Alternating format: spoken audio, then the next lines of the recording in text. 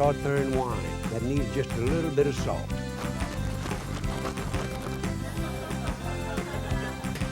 You got to admit that's pretty. Oh, wait a minute. You know I forgot the most important thing?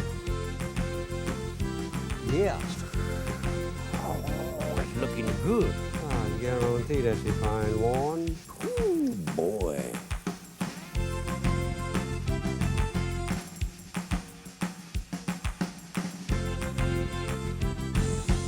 Hello there. I'm Justin Wilson, and I'm a Cajun cook.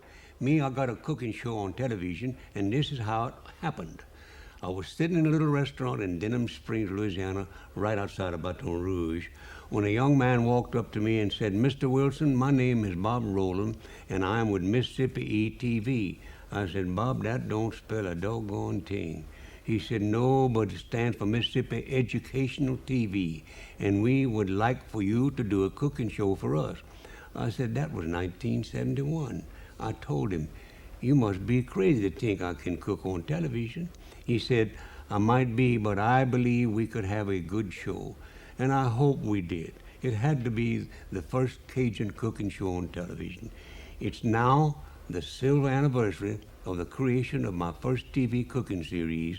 Since then, I made more than 100 TV shows, but you are looking at the very first one right here.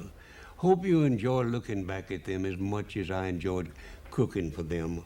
I guarantee. Hi, y'all are. I'm glad for you to see me, I guarantee. This is jambalaya. It's something we're going to make today. People always wonder just what it looked like. I'll just give you another little brief look. Another little brief look so you'll know just what it looks like. I'll show it to you, but first, we're going to make another little dish.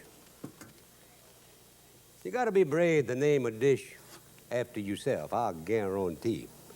And it took me a long time to work up enough nerve to name a dish after myself. I'm still a little chicken, and that's the name of the dish. Chicken a la Justin, or as we say down home, chicken a la Justin. To make a chicken dish, first you got to have a chicken. That's chicken. You notice that chicken is fat underneath the skin. You want to be sure the chicken is cleaned well and that there's fat on that chicken because that fat is the flavor. First, you got to have a chicken. I guarantee. Now, I've got 2 fries already cut up right there.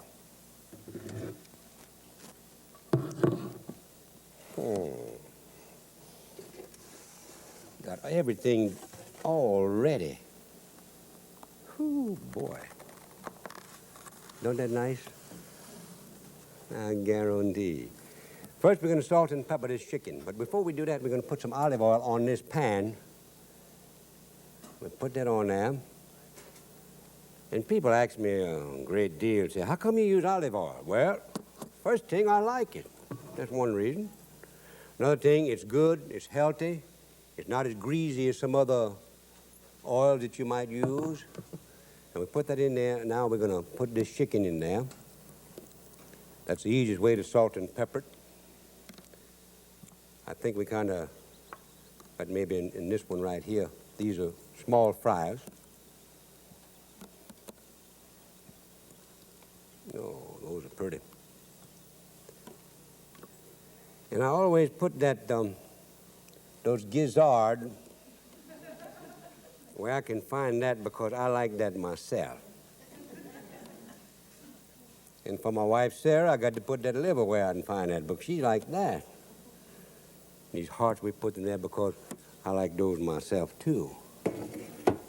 Salt and pepper with red pepper and black pepper. A little black pepper. There we go. That'll make me sneeze. A little red pepper. Cayenne pepper.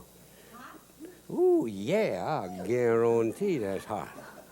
But not too hot, no, not too hot. Then we salt that. I better not do that. I better salt that like this. Put just plain ordinary old salt on that chicken. Yeah, that's going to be good, yeah. Now we're going to put on this 4 cups of onions that are already chopped up. Ain't that fine that they're already chopped up? I guarantee.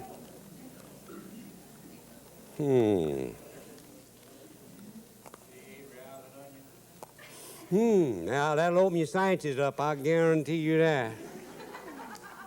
Man, yeah. Whew, boy.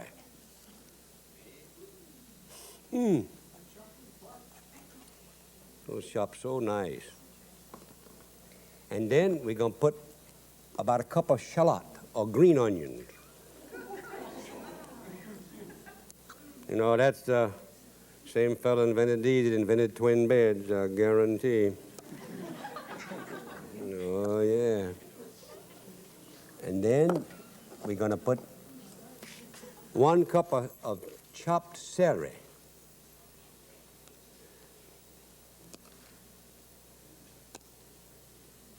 Ooh, that's going to be good, yeah.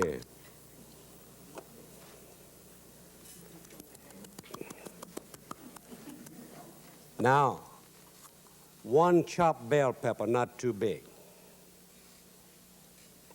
Just not over a cup. You don't want to put over a cup. Now.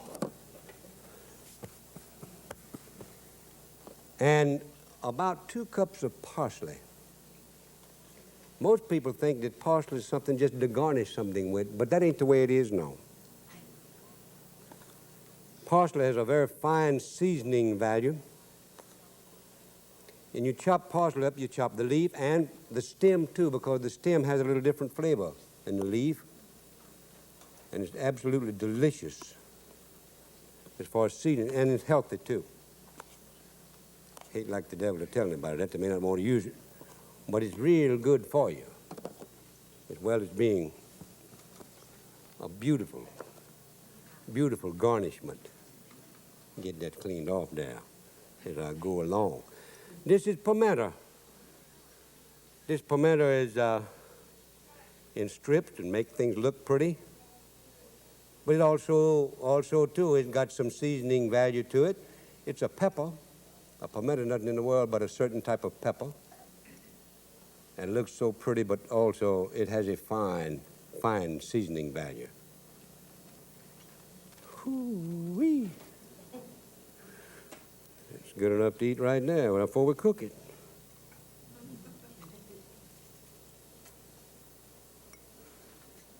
Us gourmets and gourmands, we don't care about how things look so good. The taste is really what counts. But when you're going to serve a lot of company, you want things to look pretty. And this does look pretty. Now, I got 4 cups of sauterne. I don't think I can get it all on there, but I'm going to try. And the recipe calls for 3 or 4 cups, so we use 4.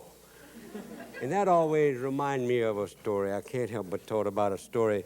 I got a friend what live in Bunkie, Louisiana. Now, Bunkie, for the benefit of you people what don't know, is just south of Alexandria, Louisiana, 35 miles. Alexandria right in the dead center of the state. And right north of Bunkie run the Dixon and Mason line. Anything north of there, us Cajun think that's a Yankee, I guarantee. And one Sunday night, this friend with me was in a barroom saloon, cocktail lounge in there, and he would drink a lot of them old master whiskey and chase that with beer, and he fall drunk and bad. In fact, he's so drunk he don't know his wholesale from his retail, and that's bad, I guarantee. And he walked out of that place, took himself home, and it's been rain for 4 or 3 days, you know, and he got to took himself home. And he walked out there, he supposed to took his right hand and took himself home, but he don't did that. He took a left hand. And it's been rain for 4 or 3 days, just like I'm told, and he walked into a graveyard cemetery, and he don't know And they done haul off there and dig a brand new fresh grave out there and left it wide open. And he walking there and he slick and slide over them headstone, tombstone, gravestone, and marker and mausoleum. And bloom, he fall right in that open grave. Well, he tried to get out, but like I'm told you, it's been raining and it's slickery. And he's drunk too, and that don't help worse a darn. So all he can do is holler, help me, I'm cold. Whoo, boy, help me, I'm cold. Help me, I'm cold. Well, he leave a friend in that barroom saloon cocktail lounge, and he brought himself out there and took himself home, and he's in the same shape just like him. And he hear that noise, he's drunk too. And you hear that noise, help me, I'm cold. Whoo, boy, help me, I'm cold. Like all us kids, and he got a big curious. He go see what's going on in them graveyard cemetery. And he walk in there and he slick and slide over them same tombstone, headstone, gravestone, marker, and mausoleum. And he's guided by that noise. The more close he gets, the more loud it gets. Help me, I'm cold. Whoo, boy, help me, I'm cold. Help me, I'm cold. He get right on the edge of them grave and look down there. That Cajun lay up there with both hands behind his head and look straight up and holler, help me, I'm cold. He look down and say, of course you cold. You done kick all you dirt off of you.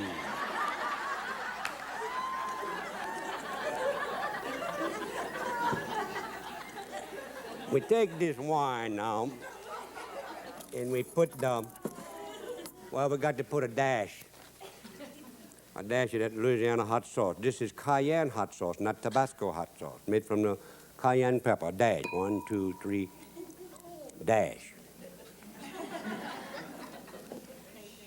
That's good, yeah. Then we get some Worcestershire sauce. Like I say, make a pine bar taste good, I guarantee. We put 2 tablespoons of Worcestershire on this good sauterne. Man, smell like a Bloody Mary, I guarantee.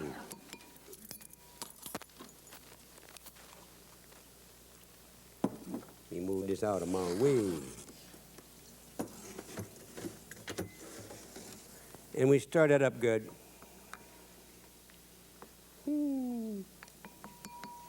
And we pour it on there. I hear something cooking over here. Yep. We put this on this chicken a la Justin. And you salt this to taste. I don't think I can get all this wine on there. Don't that a shame? Huh? I can guarantee I'm gonna try.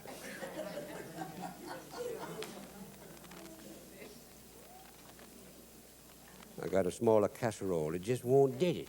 But I can add this later if I want to. Put a little more salt on that because those vegetables need a little more salt. They need a little salt. There ain't no two-way about it. That's pretty, huh? Now, we're going to put that on the oven.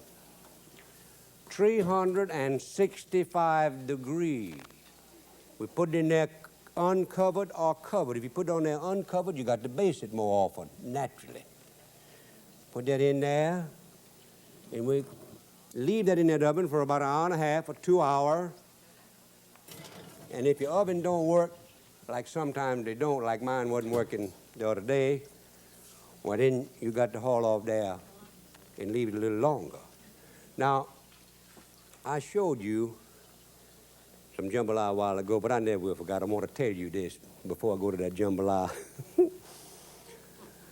Several years ago, my wife Sarah and I were making this dish for just 6 people, and that's about what this will serve, about 6 people, maybe a little more, depending on how hungry they are, and if they're gourmet or gourmand. And we had this all fixed in the oven, cooking, and up comes an automobile loaded down with 8 more people. And we just did not have enough to go around. For some reason, we didn't cook more than we usually do. We usually cook a lot more. And we sat there and talked, and they smell that stuff. Whoo, that's good, man. I say, I guarantee. They sat there for over 3 hours. And it had been cooking for 2 hours. That's when we found out that the longer this cooked, the better it is. I guarantee it is. Oh, yeah, that jambalaya. Let me get on that. Oh, let me see here. There it is. I'm going to, jambalaya, I'm going to chop this chicken up here like we do for jambalaya first to show you how we do it.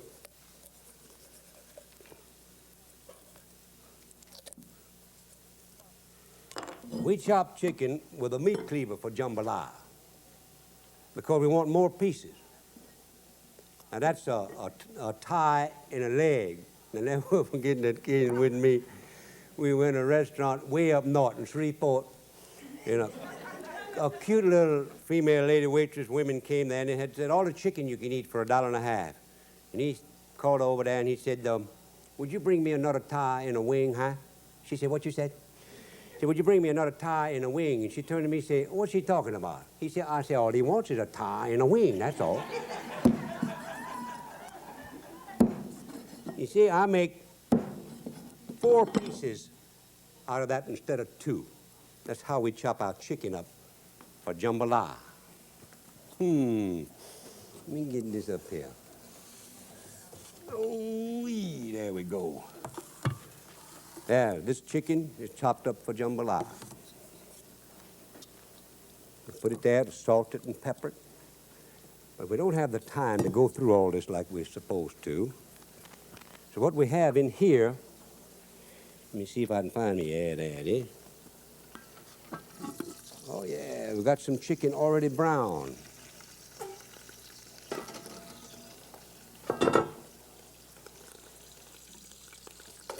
Throw that around a little bit. We're going to put 6 medium onions chopped up in this jambalaya. You know, we use a lot of onions. Us Cajuns like to do that.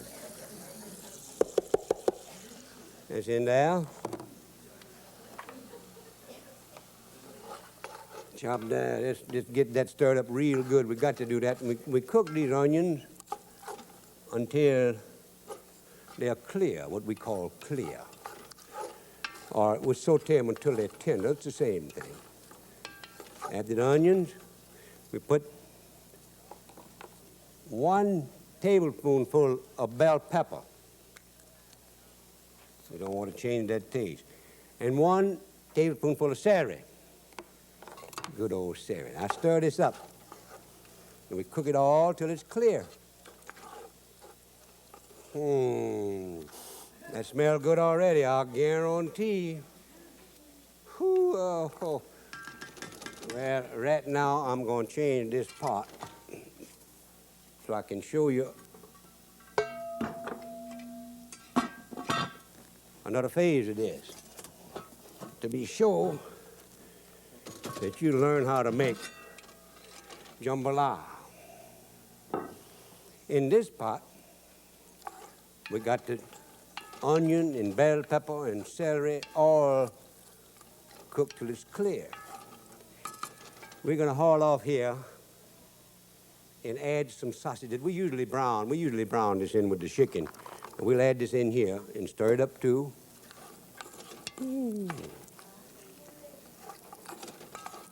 You don't have to add sausage to chicken jambalaya, but we like it in there, and it just adds a little flavor to it, that's all. We've got 3 cups of long grain rice. We usually let this cook about 15 to 20 minutes, cook down real good. This is uncooked long grain rice. Now these sissy people, they make this jambalaya with rice that's already cooked, but that ain't fair. That ain't fair to did that. You're disqualified in the world championship if you did something like that. I guarantee. I didn't cook in that championship, the first one, but I judged in it. And with salt and pepper this, you got to put a little more salt and pepper in this because you've added things to it. You know that. So I'm putting a little more salt. I'm going to put 2 teaspoonfuls. That's 1 teaspoon. That's 2 teaspoons, exactly. I'd bet money on it. And a little more red pepper. Now this chicken's already been salted and peppered. That's real good. Hot pepper, I guarantee. We cook this on a low heat, and this is supposed to cook about 15 minutes. We'll let this cook 15 minutes. Now to pass the time, I'm going to tell you a story. I never will forgot. This is a true story. It happened in Crowley, Louisiana. There was a fellow in a barbering shop, and he landed up in a barbering shop back there years ago when you got everything. You didn't go to hairdressers and things like that. You got it all right there in one spot, haircut and shave and shoe shine and everything else. And he'd laying up there covered up with them sheet what they covered him with. And then they haul up there and put this towel on his face and cover that up real good too, you know. And he'd laying up there half asleep. And somebody running there and grab him by the arm and say, Boudreaux, wake yourself up. Your house is burning up right down the street there. Man, he'd jump up, he'd run down the street with that long sheet trailing behind him about 3 blocks and finally came to a dead still. He said, what's wrong with me?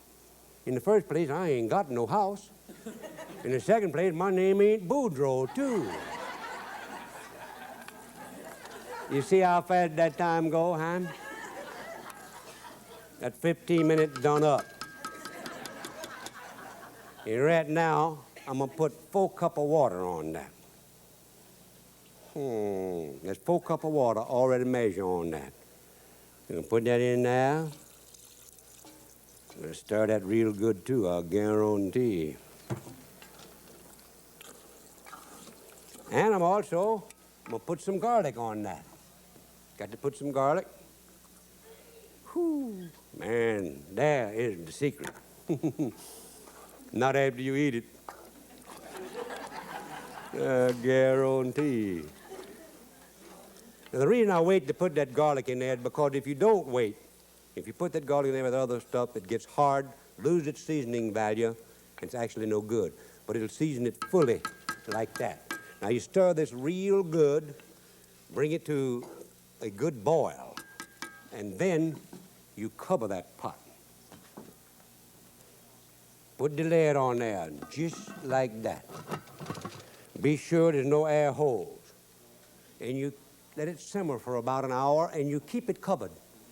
Don't let anybody took the lid from that. If they do, chop their hand off. That's sacrilegious to uncover a jambalaya. I know some people that put weights on there. You ain't man enough to take the weights off, I'll guarantee. Now, you can make this jambalaya with any kind of meat, pork, rabbit, anything in this world. I never forgot I drove down the road one day in my automobile, and there's a little boy walking down the road, and he had a great big bird with a wing spread. Oh, man, it must be 6 feet. And he's walking down that road, dragging the wing in the dust, and I stop. I'm got a big curious with me. And I say, son, what do you got there, huh? He say, a hawk, a chicken hawk. I say, what in the world you gonna do with a chicken hawk? He say, I'm gonna make gumbo. That's what I'm gonna make. Or maybe a jambalaya. I say, well, does chicken hawk make pretty good jambalaya? He say, about like owl.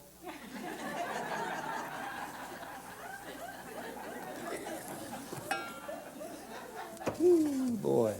Oh. Now, I'm going to serve myself a little of this jambalaya that we already have cooked. We showed you a little of it a while ago. Ooh, that's good, yeah. Now, take that lid, put it over there. Y'all getting an air sandwich, huh?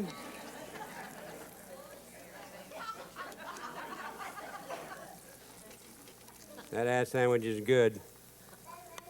A little saucisse, that's sausage in English. Better get a little more. That looks pretty good. I'm going to the table.